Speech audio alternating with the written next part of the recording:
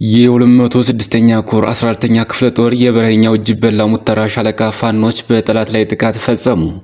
የአማራ ፋኖ ብሔራዊ ኃይል ምስራቅ አማራ ቀጠና ሚኒሊክ ዕዝ ንጉስ ሚካኤል አሪኮር ሳጅን አደማሌ አባናዶ ክፍለ ጦር ሻዋንግዛው ካሳ አንደኛ ሻለቃ ሻፊ ታዳጊ ከተማን ተቆጣጠረ። ተሪ የስርዓቱ መቃብር ደሴት ሆናለች። ጽናት ክፍለ ጦርና 23ኛ ክፍለ ጦር ቃኞች የስርዓቱን አመራር ደመሰሱ።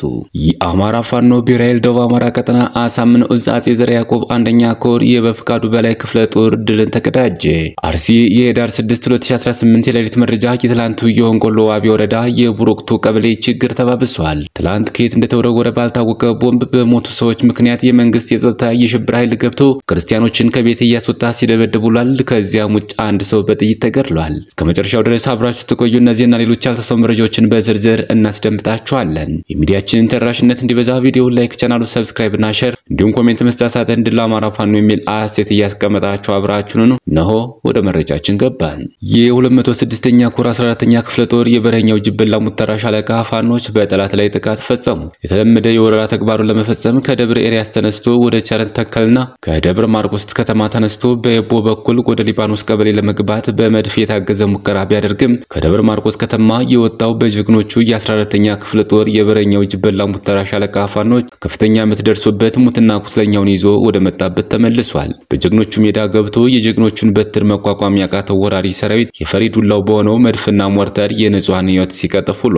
በተያያዘ ዜና ቸርተከልና ታዳጊ ከተማን የወረረው ወራሪ የብልጽግና ሰራዊት በአሁኑ በባንዶች እየተመራ የነዋሪዎችን ቤት እየበረበረና እየዘረፈ ይገኛል። እንደከዚህ በፊቱ ሁሉ በዚህ አስደዋሪ ተግባሩ የተማረረው ህብረተሰብም ቤቱን ጥሎ እየተሰደደ እንደሚገኝ ማወቅ ተችሏል። በዚህ መሰረት አንድ ዜማ በቃል የተባለችን የልጆችን እናት በአሰቃቂ ሁኔታ ጨፍጭፏል። በሌላ መረጃ የአማራ ፋኖ ብሔራዊ ኃይል አፍባ ምስራቅ አማራ ቀጠና ሚኒሊክ ዕዝ ንጉስ ሚካኤል አሪኮር ሳጅን አደማሊ አባናዶ ክፍለ ጦር ሻዋንግዛው ካሳ አንደኛ ሻለቃ ሻፊ ታዳጊ ከተማን ተቆጣጠረ።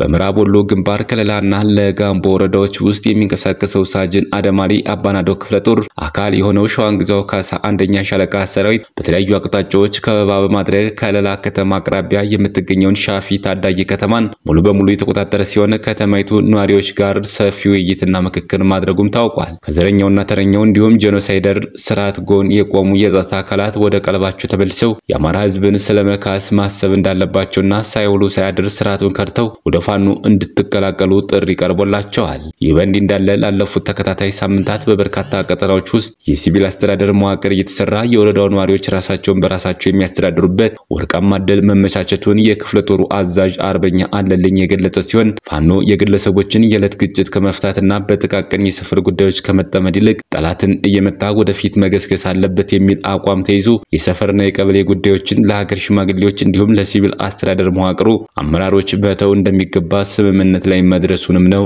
ለማረጋገጥ የቻልነው። በከለላ ግንባር የሳጅን አደማሊ አባናዶ ክፍለ ጦር ሰራዊት ከሻፊ ታዳጊ ከተማ በተጨማሪ ባከትና ቅዳሜ ገበያ የተባሉ ታዳጊ ከተሞችን ከጠላት ነፃ ማውጣቱ የተገለጸ ሲሆን ከተሞቹ ዛሬም የፋኖ ጦር ሰፈሮቹ መሆናቸውን ክፍለ ጦሩ አስታውቋል። በሌላ ዜና ተሪ የስርዓቱ መቃብር ደሴት ሆናለች። ጽናት ክፍለ ጦርና 23ኛ ክፍለ ጦር ቃኞች የስርዓቱን አመራር ደመሰሱ። አፍባ ምስራቅ አማራ ቀጠና ሚኒሊክ ዕዝ የደጋው መብረቅ ኮር ጽናት ክፍለ ጦርና ልጅ ኢያሱ ኮር 23ኛ ክፍለ ጦር የሻለቃ ቃኞች በጥምረት የብልጽግና አከርካሪ ተሪ በረሃ ላይ ሰበሩ። በፓትሮል 4 የመከላከያ አመራሮች ሲንቀሳቀሱ በአራቱም አመራሮች ላይ በተወሰደባቸው እርምጃ ተደምስሰዋል። የሚፈረጥጡባት ፓትሮልም እንዳለቆቿ እርምጃ ተወስዶባታል። ህዳር 6 2018 ዓ.ም ከደላንታና ከተንታ ወረዳ መነሻውን አድርጎ ሲንቀሳቀስ በነበረው የፋሽስቱ ሰራዊት ላይ ፋኖች በወሰዱት ጠንካራ ኦፕሬሽን ሙትና ቁስለኛ አደረጉት። ከአራቱ ከፍተኛ አመራሮች በተጨማሪ በርካታ የስርዓቱ ወታደሮች የተሪ ጅብ እራት ተደርገዋል። ከተማንና ህዝብን ምሽግ አድርጎ ሲማግጥ የነበረው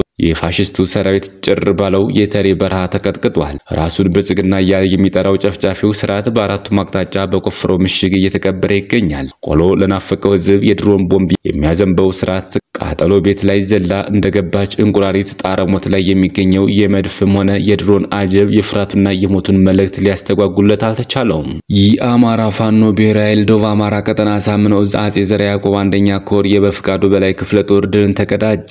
በትናንትናው ዕለት በቀን 5/03/2018 የአብይ አህመድ አገዛዝ አጼ ዘርዓ ያዕቆብ አንደኛ ኮር በፈቃዱ በላይ ክፍለ ጦር አናብስቶች አሉበት ወደ ተባለው ቀጠና የጠላት ኃይል ዘልቆ በመግባት ከበባ ለማድረግ ቢሞክርም በክንደ ነበልባሎቹ ሙትና ቁስለኛ ሆኗል። በመሆኑም ጠላት በሰፊው ከጉንዶ መስቀል በመነሳት ከግራይ ሙቀጫ እስከ ሃንቆ ባለው ቀጠና ከ6 ሰዓት በላይ የወሰደ ውጊያ በማድረግ የጦት ቆራጭ ኃይል 3 መኪና አስከሬን በመያዝ አይቀጡ ቅጣት በመቀጣት እንዲሁም የበፍቃዱ በላይ ክፍለ ጦር ትግስት ይርሳው ብርጌድ በማክፋታ ቀጭኔ ቀጠና ባደረጉት ውጊያ በጠላት ላይ ከፍተኛ ኪሳራ ማድረስ ተችሏል።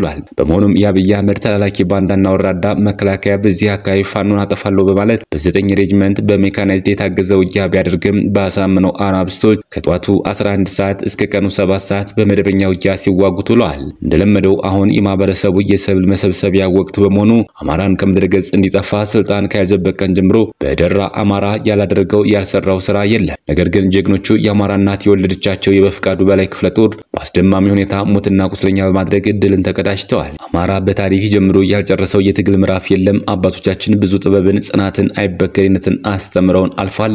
እኛም የአባቶቻችን ፈለግ ተከትለን በጥበብ በጽናትና በአሸናፊነት መንገድ የጀመርነውን የአማራ ህዝብ ከመጥፋት የህልውና አደጋ የማዳን ሂደት በማይታመን ፍጥነት ወደፊት እየገሰገሰ በጥላት ላይ የበላይነት በመውሰድ ዳር ለማድረስ ጠንክረን እየሰራ እንገኛለን። መረጃውን ያደረሰን የአፋብኃ ደቡብ አማራ ቀጠና አሳምነው ዕዝ አጼ ዘርዓ ያዕቆብ አንደኛ ኮር የህዝብ ግንኙነት ኃላፊ አርበኛ አማራ ታዘዘ ነው።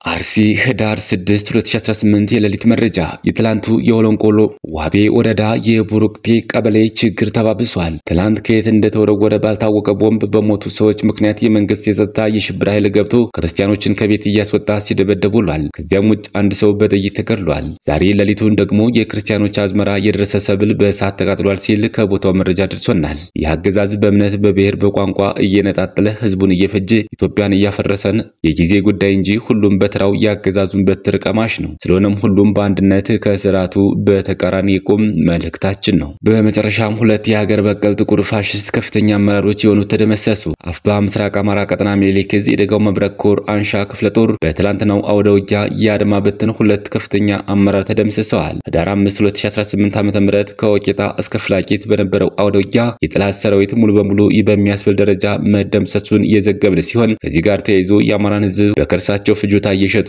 አብርሃምና ጌታቸው የተባሉ የአድማ በተን የሁድ ምክትል አዛዥና ከፍተኛ አመራር በአውደ ውጊያው ተደምስሰዋል። የቀብር ስነ ስርዓታቸውም ዛሬ ህዳር 6 2018 ዓ.ም እንደሚፈጸም ያገኘነው መረጃ ያሳውቃል። የ3 ሻለቃ ውህድ ምክትል አዛዥ የሆነው ጌታቸው የሚባል ባንዳ በትናንት ሁለት አውደ ውጊያ ላይ ሲሸኝ፣ አብርሃም የሚባለው ከፍተኛ አመራር ግን ከባድ ቁስለኛ ሆኖ ወደ ሆስፒታል ቢገባም የአብይ አህመድ የከርስ መሙያ ብር ህቅታውን ሊታደግለት አልተቻለውም ነበር። በባንዳነት ህዝባቸውን ክደው ለፋሽቱ ሲያጎበድዱ የነበሩት ሁለቱም ወደ አምላካቸው ተሸኝተዋል። 206ኛ ኮር በደጀን በፈጸመው ታላቅ ጀብድ የሟቾች ቁጥር እየጨመረ ይገኛል። የ206ኛ ኮር 34ኛ ክፍለ ጦር በጠላት ካምፕ ላይ ባደረገው የከበባ ጥቃት ሁለት የፖለቲካ አመራሮች ጨምሮ በርካቶች የተደመሰሱ ሲሆን ከፍተኛ ጉዳት ደርሶባቸው ሕክምና ሲደረግላቸው የነበሩ የፖሊስ አመራር የሆነው ምክትል ኢንስፔክተር ሀብቴን ጨምሮ እንደክ ጤናው፣ አስረሱ አባትነህ፣ አበባው መኩ የተባሉ የሚኒሻ አጥርናፊ አመራሮች መሞታቸው ተረጋግጧል። የ34ኛ ክፍለ ጦር ዛምብራሃ ሻለቃ ባደረጋቸው ጥቃት የተደናበረው ጠላት ከደጀን እስከ ደብረ ማርቆስ ባሉ ከተሞች ያሉ ካድሬዎች በከፍተኛ ጭንቀት የተዋጡ ሲሆን የጦር አመራሩ በማረጋጋት ስራ ተጠምዷል። ክቡራትና ክቡራን የቻናላችን ቤተሰቦች ለሰዓቱ ያዘጋጀናቸው መረጃዎች እነዚህ መስሉ ነበር። በሌላ የመረጃ ሰዓታችን እስክንገናኝ ድረስ የዩቲዩብ ቻናላችን ሰብስክራይብ፣ ሼር እንደዚሁም ላይክ እያደረጋችሁ ጠብቁን። ቸር ያገናኘን። መልካም ቆይታ።